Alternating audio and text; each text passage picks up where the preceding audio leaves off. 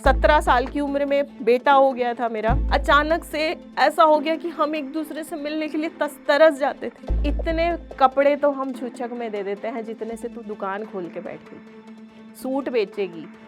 हाँ जी, उसके बाद कोई नहीं आया। फिर समझ में आया कि ये बिजनेस घर से स्टार्ट तो कर लिया, लेकिन कस्टमर्स कहाँ से आएंगे। 50,000 के बिजनेस को करोड़ों तक पहुंचाया है। हस्बैंड के 1 साल की पूरा जो पैकेज है उतना हम मंथली कर लेते हैं।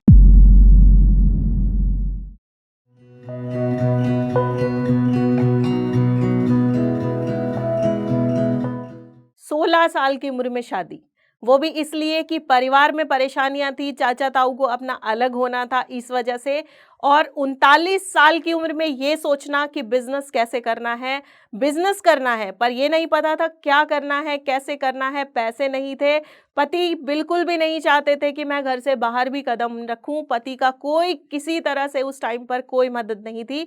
फिर भी 50,000 रुपए की पूंजी के साथ मैंने खड़ा किया आज की डेट में करोड़ों का बिजनेस, वो भी गुड़गांव जैसे शहर में, जहां पर हर कदम पर आपको सिर्फ और सिर्फ कंपटीशन मिलेगा और आपको नीचे दिखाने वाले, नीचे गिराने वाले लोग मिलेंगे।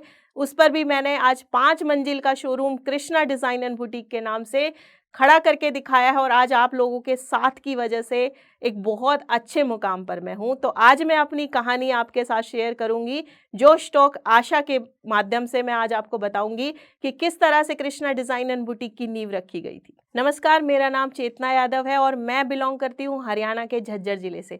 तो जहाँ हरियाणा का नाम आता है वहाँ सबसे बड़ी जो बात आप जानते हैं कि बेटा और बेटी का जो डिफरेंस होता है वो आप समझ सकते हैं कि कितना फ़र्क किया जाता है हरियाणा में।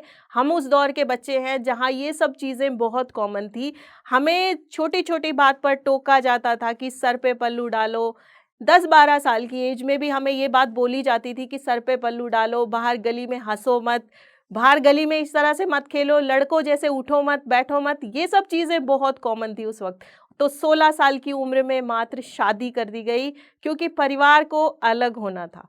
मतलब जॉइंट फैमिली में थे मेरे पापा के जो भाई थे, 5 भाई थे, तो सबको अलग होना था। तो उन्होंने सोचा कि इनकी 4 बेटियां हैं तो थोड़ी सी मदद हो जाएगी इस बहाने। मतलब साथ में जॉइंट फैमिली के चक्कर में 16 साल की उम्र में मेरी शादी कर दी गई थी। तो शादी का मतलब भी जिस उम्र में नहीं पता होता, उस उम्र में शादी करके ससुराल में आई और वहाँ भी बहुत बड़ा परिवार मुझे मिला। 5 भाई वहाँ भी मिले, तो देरानी जिठानी सबसे छोटी थी मैं। मुझे नहीं पता था ज़िम्मेदारियाँ क्या होती हैं, ज़िम्मेदारियाँ कैसे निभाई जाती हैं, लेकिन हाँ, कुछ माँ से सीखा था कि परिवार को कैसे सँभाला जाता है। उनको देखा था करते हुए, क्योंकि वो भी सबसे छोटी थी, तो मैं बहुत कुछ सीखती आई थी, उनसे समझती आई थी, तो चीज़ें शायद कुछ करना आसान हो गया था उस वक़्त। लेकिन ये भी भगवान को ये चीज़ भी बहुत अलग से मंज़ूर थी मात्र 5 महीने बाद। मतलब जिस टाइम मेरी शादी हुई 1998 में, उसी टाइम नवंबर के महीने में, मई में मेरी शादी थी, नवंबर के महीने में मेरी माँ की डेथ हो गई। और आप समझ सकते हैं, बेटी 4-4 हों और माँ चली जाए, तो आप ये चीज़ बहुत अच्छे से समझ सकते हैं कि क्या गुज़रती है उस परिवार पर, उन बेटियों पर, उन माँ-बाप पर। मतलब मेरे पास शब्द नहीं है इस तकलीफ़ को बताने के लिए, मैं आपको बता नहीं सकती। लेकिन शायद उस टाइम ये भी नहीं समझ पाई थी कि मैंने ज़िंदगी में क्या खोया है। उम्र इतनी नहीं थी, 17 साल की उम्र में बेटा हो गया था मेरा। पति अच्छी-खासी जॉब पे थे, सेटल्ड फैमिली थी, किसी तरह की कोई कमी मैंने नहीं देखी थी। पर पिता भी मेरे हरियाणा पुलिस में थे, तो पहले भी मैंने कोई इस तरह की कोई कमी नहीं देखी थी और यहाँ पर भी मैंने कोई कमी नहीं देखी, परिवार बिल्कुल संपन्न था। लेकिन एक तकलीफ़ ये थी कि पीछे छूट गई थी 3 बहनें। पिता हरियाणा पुलिस में थे, सब परिवार के बीच में उनको सँभाला जा रहा था और उस वक़्त सबसे बड़ी जो चीज़ मुझे चुभती थी, वो ये चुभती थी, एक बहन कहीं है, दूसरी कहीं है और तीसरी कहीं है और मैं कहीं हूँ। जो अभी तक बचपन से साथ रही थी बहनें, अचानक से ऐसा हो गया कि हम एक-दूसरे से मिलने के लिए तरस जाते थे। मतलब मन करता था मिले, पर एक जगह नहीं होते थे, किसी को नहीं बोल पाती थी क्योंकि ना इतनी उम्र थी, ना इतनी समझदारी थी। उसके बाद फिर भी बेटे की चाहत में, जहाँ 4 बहनें थी, बेटे की चाहत में परिवार वालों ने पिता की दूसरी शादी करवा दी। दबाव में आके दूसरी शादी उन्होंने कर ली और दूसरी माँ आई, परिवार एक साथ तो हुआ। बहुत अच्छा लगा उस वक़्त, उनका स्वभाव भी बहुत अच्छा था और मैं जब मतलब ऐसा लग रहा था कि हाँ, शायद अब चीज़ें कुछ ठीक हो जाएँगी, लेकिन उस वक़्त भी भगवान को कुछ और ही मंज़ूर था। तो उस वक़्त भी भगवान को कुछ और ही मंज़ूर था कि मात्र 1.5 साल के बाद वो भी चली गई और उस टाइम मेरी 5वीं बहन मात्र 6 महीने की थी। 6 महीने की बच्ची को छोड़कर वो माँ भी चली गई, जो दोबारा आई थी, जिसने एक उम्मीद जगाई थी कि शायद हमारा परिवार अब एक हो पाएगा, लेकिन वो भी नहीं हो पाया। वहीं से उस छोटी-सी बच्ची को, 6 महीने की बच्ची को मैंने अपनी गोद में उठाया। उस वक़्त मैंने किसी से परमिशन नहीं ली, ना अपने पति से, ना अपने ससुराल वालों से। ये सबसे पहला मेरा सबसे बोल्ड कदम था, जो मैंने उठाया था कि मेरी 6 महीने की बहन को लेके अपने घर आ गई। बेटा था मेरा उस वक़्त 2.5 साल का, उसको मैंने पाला-पोसा और अपने साथ रखा और अपनी बेटी बनाकर। आज वो मम्मी-पापा बोलती है, मेरे पास भी बेटी नहीं है, उसकी कमी में मतलब जो मेरे व्यूअर्स हैं, जो जानते हैं कि मेरे एक बेटा, एक बेटी है, आज उन्हें पता लगेगा कि वो मेरी बेटी नहीं, मेरी बहन है, जिसे मैंने बहुत छोटे से पाला है, बड़ा किया है। तो उसके बाद कहानी शुरू होती है, उसके बाद 2 बहनें, शादी हुई उनकी, परिवार इस तरह से कि वो जो हादसा था, जिसमें मेरी माँ की जान चली गई थी, वो था एक सिलेंडर फटने का हादसा। उसमें छोटी बहनें ना बिल्कुल बर्न हो गई थी, तो उनकी जो स्किन है, वो सारी हाथ-पैर पूरा ऐसे जल गया था। इस वजह से अच्छे घरों के रिश्ते नहीं आ रहे थे। तो कॉम्प्रोमाइज़ आप समझ सकते हैं, जहाँ लड़की में थोड़ी-सी कमी हो, सबको ऐसा लगता है कि इनमें तो बहुत मतलब जैसे मेजर कमी है, जबकि हाथ-पैर सब सलामत है, दिमाग है, अच्छी पढ़ रही हैं, कोई प्रॉब्लम नहीं है, लेकिन वो हाथ-पैरों के देखने की वजह से लोगों ने कहा कि अच्छे घर के रिश्ते तो इनके नहीं हो पाएँगे। तो जैसे भी जो भी वर मिले, शादी कर दी पिता ने, उसके बाद पिता की तबीयत खराब हो गई। उनको हमने रखा अपने पास, मैंने सँभाला अपने पिताजी को और मेरी छोटी बहन को मैंने शादी के बाद भी उनके साथ छोड़ा कि ठीक है, कुछ टाइम के लिए ही सही, वो उनकी देखभाल कर लेगी। उसके बाद भगवान को कुछ और ही मंज़ूर था और 2012 में पिताजी भी इस दुनिया से चले गए। वो दिन का दिन था और आज का दिन है। मुझे दोबारा से किसी ने सर पे हाथ रख के मेरे परिवार में ये नहीं कहा कि बेटा तू चिंता मत कर, हम हैं। उस दिन से समझ में आया कि सर पे छत होना, बाप का साया होना क्या होता है। लोगों ने एकदम से इस तरह से पराया पराया बिहेव करना शुरू कर दिया कि मतलब मुझे नहीं समझ में आ रहा था कि ये वही घर वाले हैं जो एकदम से बदल गए। ये वही परिवार है जो कल तक बहुत अच्छे थे, जिनको लगता था कि हम आए हैं तो खुशी होती है। उसके बाद तो ऐसा लगता था कि अगर हम आए, 1 गिलास पानी भी पी लेंगे तो शायद ऐसा लगेगा कि ये तो बोझ है। ये लड़कियाँ क्यों आई हमारे घर पे? फिर छोटी बहन के ससुराल वाले परेशान करने लगे। उन्हें पता लगा कि माँ नहीं है, बाप नहीं है, तो अब उसके बाद उसकी ज़िंदगी नरक जैसी हो गई। डोमेस्टिक वायलेंस का शिकार हो गई वो। तो एक टाइम ऐसा आया कि 2015-16 में मतलब डिप्रेशन की दवाई खाई है मैंने। आज मेरे हस्बैंड भी ये बात इसी मंथ से जानेंगे। थेरेपीज़ ली है मैंने, सिर्फ़ इस वज़ह से कि सहन नहीं कर पाती थी। फिर भी हिम्मत करके कैसे बेटा साथ-साथ बड़ा हो रहा है, बेटे की ज़िम्मेदारी भी है। ये भी समझ में आ रहा है कि हाँ, उस पे भी कोई कमी नहीं छोड़नी है। इकलौता बेटा, साथ में उसको, बेटी को भी पढ़ा रही हूँ, मतलब मेरी छोटी बहन जो मैं लेकर आई हूँ, उसको मैं पढ़ा-लिखा रही हूँ, उसको कोई प्रॉब्लम नहीं है। वो बिल्कुल मेरे पास है, तो वो एकदम सेफ़ है। लेकिन और सिस्टर्स को परेशानियाँ हो रही हैं, तो क्या किया जाए? बड़ा दिमाग में आया, बहुत सोचा, फिर घर में कोई साथ देने वाला नहीं था। ना फैमिली में कोई मायके वाले बैकग्राउंड से, ना ससुराल वाले बैकग्राउंड से, कहीं पर भी किसी ने कोई इस तरह से नहीं सोचा कि इसको किसी मदद की ज़रूरत है, शायद वो अंदर की तकलीफ़ को ही नहीं समझ पाया। देखो, मैं बहुत ज़्यादा पढ़ी-लिखी नहीं हूँ, मैं सिर्फ़ 10वीं पास हूँ, 10वीं के बाद आप जानते 16 साल की उम्र में शादी हो गई, हस्बैंड को बिल्कुल पसंद नहीं था कि मैं जॉब करूँ, उन्होंने आगे पढ़ाई कंटिन्यू नहीं करवाई क्योंकि उनको लगता था कि मैं अच्छा खासा कमाता हूँ, तो तुझे क्या ज़रूरत है घर से बाहर जाने की। तो ठीक है, उस टाइम पे मुझे उन चीज़ों से कोई परेशानी नहीं थी, लेकिन एक वक़्त ऐसा आता है आपकी ज़िंदगी में जब आपको ऐसा लगता है कि आपको शायद पढ़ लिख लेना चाहिए था, आपको जॉब पर होना चाहिए था, आपको अपने लिए उसी वक़्त लड़ लेना चाहिए था। लेकिन कोई बात नहीं, देर होता है पर कुछ ना कुछ मिलता ज़रूर है आपको। तो वही हुआ मेरे साथ। तो 50,000 रुपए थे मात्र, सिर्फ़ 50,000 रुपए थे मेरे पास। वो भी छोटी-मोटी सेविंग्स कैसे ना कैसे करके मैंने अपना जमा कर रखा था। हस्बैंड्स खर्चे के लिए देते थे, हस्बैंड जो है वो खर्चे के लिए देते थे, तो वो सोचकर अपने पास जमा कर लेती थी कि थोड़ा बहुत बच गया है, काम मेरी बहनों के आ जाएगा। सोच मेरी ये नहीं थे उस वक़्त कि मेरे काम आएगा, मेरे को ऐसा लगता था कि मेरी बहन के कुछ काम आ जाएगा, उसकी कोई मदद हो जाएगी, उसको कोई ज़रूरत पड़ेगी तो मैं उसकी कोई हेल्प कर पाऊँगी। तो उस वजह से मेरे पास वो पैसे थे। तो इन्होंने बोला कि कुछ करना है, बच्चों ने, मतलब मेरे भाई को मैं अपना बेटा ही कहती हूँ, तो मेरे मुँह से उसके लिए बच्चा ही निकलता है। तो इन्होंने कहा कुछ कर, मतलब बच्चों ने कहा, बेटे ने और उसने, कि मम्मी, वो भी बाहर जा रहा था पढ़ने के लिए, तो उसकी भी ये इच्छा थी कि मम्मी कुछ कर ले ताकि मम्मी मेरी डिप्रेशन की दवाइयाँ छोड़ दे और मतलब सेटल्ड हो जाए। तो उस वजह से उसने मेरी हेल्प की कि ठीक है, हम सामान लेके आते हैं। तो 50,000 रुपए मात्र लेकर हम पहुंच गए चांदनी चौक। तो वहाँ से हमने कुछ सूट्स लिए, उसके बाद फैमिली में सबको बताया कि हम काम स्टार्ट करने वाले हैं। एक छोटा-सा जो हवन पूजा वगैरह होती है उसमें बुलाया रिलेटिव्स को। तो वहाँ रिलेटिव्स का कहना ये था कि इतने कपड़े तो हम छूछक में दे देते हैं जितने से तू दुकान खोल के बैठ गई, सूट बेचेगी। हाँ जी, यही सोच है आजकल काम करने वालों की, कि सूट बेचेगी, इतने अच्छे घर से होकर ये सूट बेचेगी। सूट बेचना कोई बुरी बात नहीं। इस मंच के माध्यम से मैं उन बहुत सारी औरतों को कहना चाहूँगी कि सूट बेचना, कपड़े का काम करना, काम कोई छोटा-बड़ा नहीं होता और इस काम में कोई शर्म नहीं है। आपको प्राउडली कहना चाहिए कि हाँ, मैं सूट बेचूँगी, मैं बिज़नेस करूँगी। आपको बिल्कुल उस चीज़ से बिल्कुल घबराना नहीं चाहिए। तो यही मेरी कहानी की शुरुआत होती है।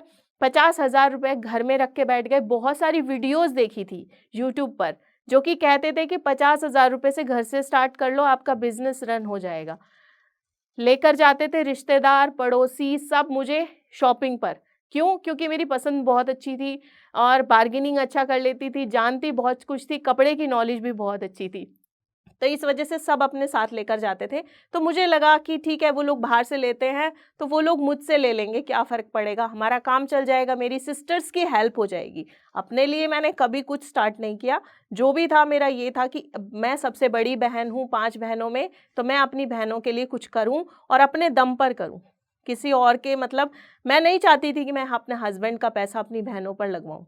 ये बात बिल्कुल सच है कि जब आपको लगता है ना कि एक टाइम के बाद, देखो, हस्बैंड्स भी चाहे कितने ही अच्छे हों, लेकिन एक वक़्त ऐसा आता है कि जब कहते हैं अपना साया भी साथ छोड़ देता है, तो वो भी ताने मारने से पीछे नहीं हटते।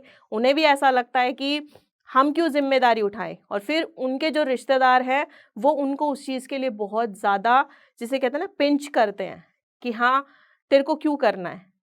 क्यों तुम्हें देखना है? उनकी ज़िंदगी है।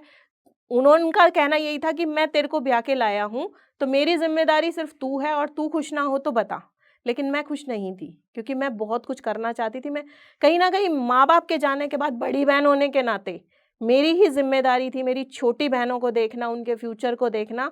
तो वहाँ मुझे नहीं समझ आती थी ये सब बातें। मुझे यही था, मैं लड़ती थी कि नहीं, मुझे करना है।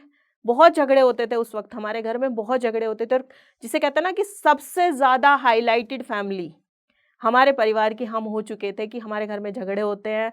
और साथ में जॉइंट फैमिली में रहने की बजाय, जॉइंट फैमिली यानी कि एक ही बिल्डिंग में रहने की वजह से, बहुत सारी बातें आपकी बाहर तक जाती थी। जो आपकी छोटी-छोटी घर में बातें हो रही हैं, वो आपकी तुरंत से बाहर तक जाती थी। तो चारों तरफ रिश्तेदारी में, जिसे कहते हैं ना कि लोगों को बहुत अच्छा मौका मिल गया था बातें बनाने का। तो इन सब बातों से परेशान होकर, मतलब कोई तो हार मान जाए कि ठीक है, चारों तरफ से आपको सिर्फ़ और सिर्फ़ डिमोटिवेशन मिल रहा है, कहीं से कोई मोटिवेशन नहीं है।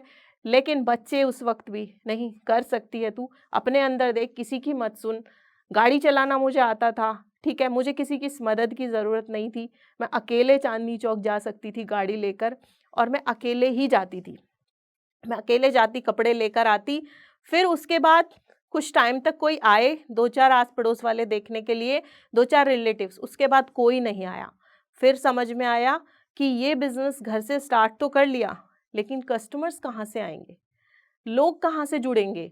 जो सबसे बड़ा सवाल है इस बिज़नेस में वो यही है, हम शुरू तो कर लेते हैं, लेकिन हम ये नहीं सोचते कि इसको आगे कैसे बढ़ाना है, क्योंकि कुछ भी नहीं पता।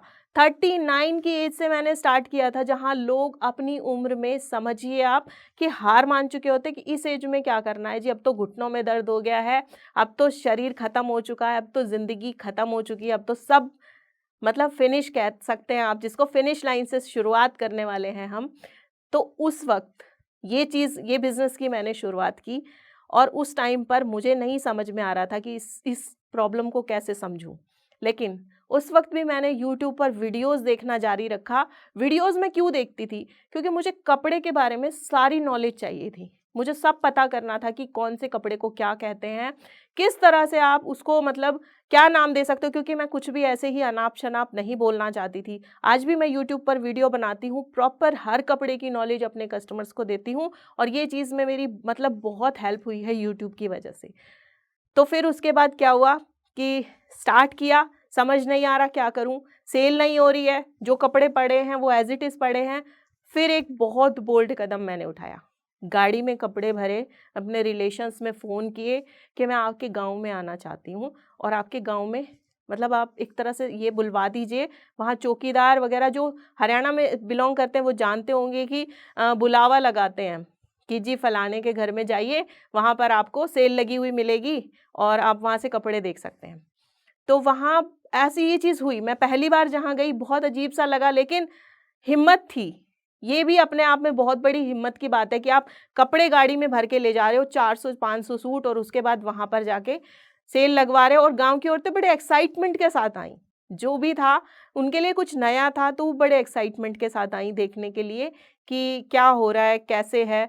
तो उनको कुछ लोगों को कपड़े पसंद भी आए और कुछ लोगों ने कहा कि ये क्या बकवास चीज़ें हैं, हमारे यहाँ ये सब नहीं चलता है। क्योंकि मुझे नहीं पता था कि कहाँ कैसा टेस्ट चलता है, किस तरह के कपड़े कौन से एरिया में पसंद किए जाते हैं, इस चीज़ की मुझे कोई भी नॉलेज नहीं थी। तो इसी नॉलेज को लेकर मतलब उन्हीं लोगों से मैंने सीखा कि किस तरह से किसकी क्या रिक्वायरमेंट है, कौन क्या चाहता है, किसको बजट में कपड़े चाहिए, इन्हीं सब छोटे-छोटे पॉइंट्स को। उसके बाद मैं 4-5 जगह गई, वहाँ भी रिलेटिव्स ने मतलब बहुत बड़े-बड़े ताने मारे, बहुत कुछ कहा, बुरा भी लगता था, लेकिन ठीक है, वक़्त बुरा था तो सब कुछ चुपचाप सब कुछ सहन किया।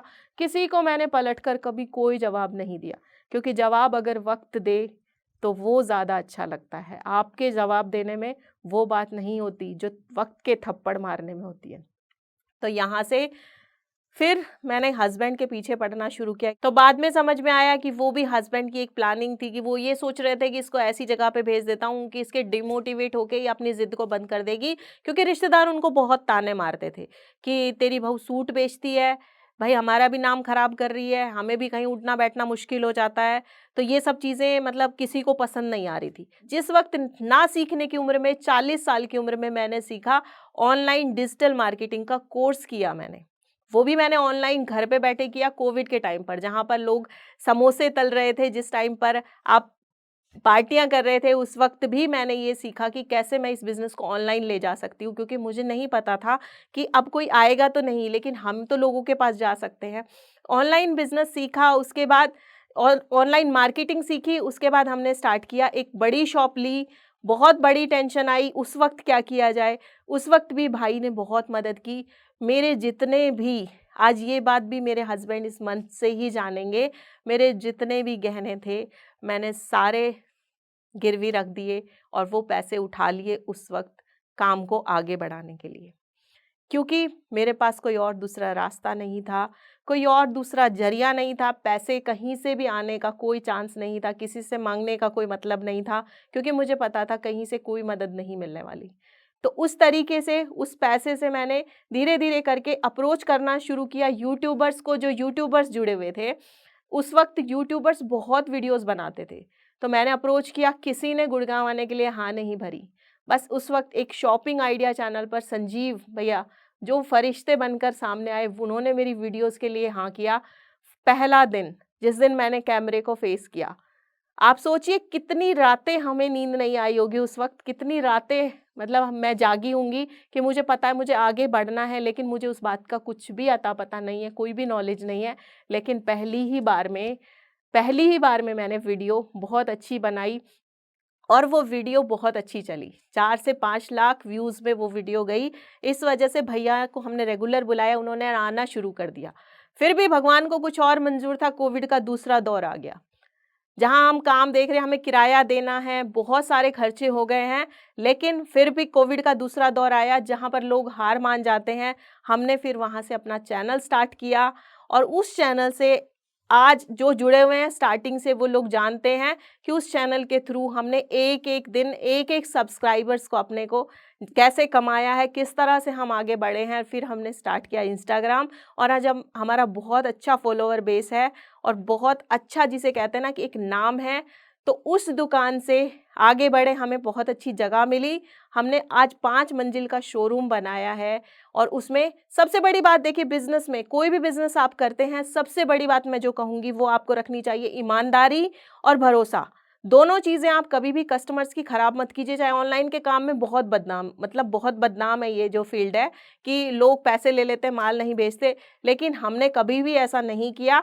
आज भी लोग पूरे भरोसे के साथ कृष्णा डिज़ाइन एंड बुटीक से जुड़े हुए हैं। तो हमारा चैनल जो है 1 लाख सब्सक्राइबर्स के पास पहुंच चुका है।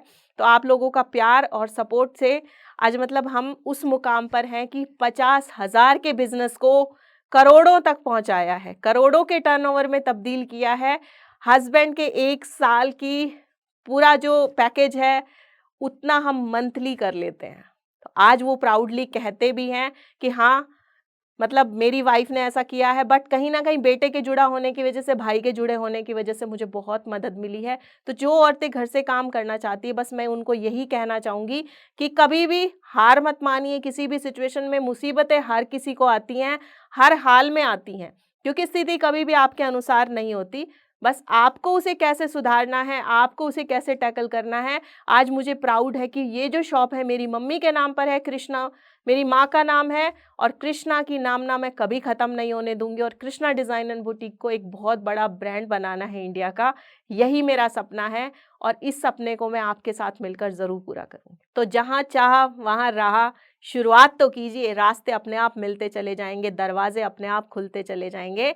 बस आपको अपने अंदर वो मशाल जलानी है जिसको सिर्फ आपको ही जगाए रखना है। रास्ते अपने आप आपको मिलते चले जाएंगे। किसी से पूछा गया वुमेन एम्पावरमेंट क्या है, किसी ने बोला अपने पैरों पर खड़ा होना, तो किसी ने कहा खुद के फैसले खुद से लेना, जिसका एक ही मतलब है फाइनेंशियली इंडिपेंडेंट होना। ये मैसेज उन सभी महिलाओं के लिए है जो फैमिली और फाइनेंशियल चुनौतियों के बाद भी अपने लिए, अपने परिवार के लिए, अपने बच्चों के लिए कुछ ना कुछ करना चाहती हैं। अगर आप चाहती हैं तो सब कुछ संभव है, पर जरूरत है तो सिर्फ आपके जुनून की, आपके डिसीजन की और जोश की। हमें पता है हम काबिल हैं, पर घरेलू काम और पारिवारिक जिम्मेदारियों ने हमें इतना जकड़ा हुआ है कि खुद के सपने पूरे करने का कभी मौका ही नहीं मिला। तो आइए अपने हालातों को हराकर जुड़ते हैं जोश talks jobs for women course के साथ। ये कोर्स उन सभी काबिल औरतों के लिए है जो घर पर बैठकर काम करना चाहती हैं और महीने के महीने एक इनकम अर्न करना चाहती हैं, फाइनेंशियली इंडिपेंडेंट बनने के लिए। अब खुद को रोकने का नहीं बल्कि आगे बढ़ने का समय है। पर कैसे, ये जानने के लिए नीचे दिए गए लिंक पर क्लिक करें।